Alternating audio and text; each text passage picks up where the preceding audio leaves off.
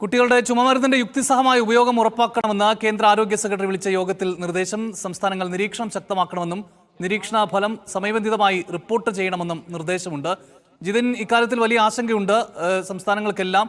ഇതിപ്പോൾ നൽകിയിരിക്കുന്ന നിർദ്ദേശങ്ങൾ എന്തൊക്കെയാണ്?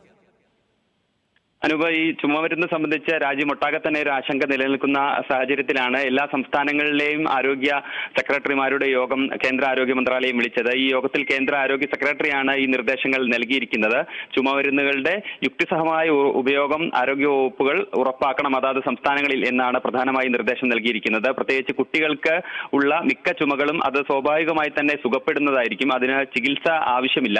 അതിനാൽ തന്നെ ഈ കുട്ടികൾക്ക് ഈ ചുമമരുന്ന് നൽകുന്ന കാര്യത്തിൽ ഇത്തരം ഒരു നിർദ്ദേശം ആരോഗ്യ സ്ഥാപനങ്ങൾക്ക് സംസ്ഥാനങ്ങൾ നൽകണം. ഒപ്പം ഈ ചുമമരുന്ന് ഉപയോഗവുമായി ബന്ധപ്പെട്ടുള്ള കാര്യങ്ങൾ കൃത്യമായി തന്നെ സംസ്ഥാനങ്ങൾ നിരീക്ഷിക്കണം. എന്തെങ്കിലും അസ്വാഭാവികമായ കാര്യങ്ങളോ മറ്റോ ഉണ്ടെങ്കിൽ അത് എല്ലാ ആരോഗ്യ സ്ഥാപനങ്ങളും സമയബന്ധിതമായി തന്നെ റിപ്പോർട്ട് ചെയ്യണം എന്നും കേന്ദ്ര ആരോഗ്യ മന്ത്രാലയം സെക്രട്ടറി യോഗത്തിൽ നിർദ്ദേശിക്കുകയുണ്ടായി. ഒപ്പം മരുന്ന് നിർമ്മാതാക്കൾ ഈ മരുന്ന് നിർമ്മാണവുമായി ബന്ധപ്പെട്ടുള്ള പുതുക്കിയ നിർദ്ദേശങ്ങൾ, ഷെഡ്യൂൾ എം നിർദ്ദേശങ്ങൾ കർശനമായി പാലിക്കണമെന്നും ആരോഗ്യ മന്ത്രാലയം അറിയിച്ചിട്ടുണ്ട്. ഈ നിർദ്ദേശങ്ങൾ പാലിക്കാത്ത മരുന്ന് നിർമ്മാണ കമ്പനികൾക്കും യൂണിറ്റുകൾക്കുമെതിരെ ലൈസൻസ് റദ്ദാക്കുന്നത് അടക്കമുള്ള നടപടികൾ എടുക്കും എന്നുകൂടി ആരോഗ്യ മന്ത്രാലയം മുന്നറിയിപ്പ് നൽകുന്നുണ്ട്. ഈ ചുമമരുന്നുമായി ബന്ധപ്പെട്ടുള്ള നടപടികളിലും മറ്റ് പ്രവർത്തനങ്ങളിലും സംസ്ഥാനങ്ങൾ തമ്മിലുള്ള ഏകോപനം ശക്തിപ്പെടുത്തണമെന്ന നിർദ്ദേശവും ഈ യോഗത്തിൽ നൽകിയിട്ടുണ്ട്.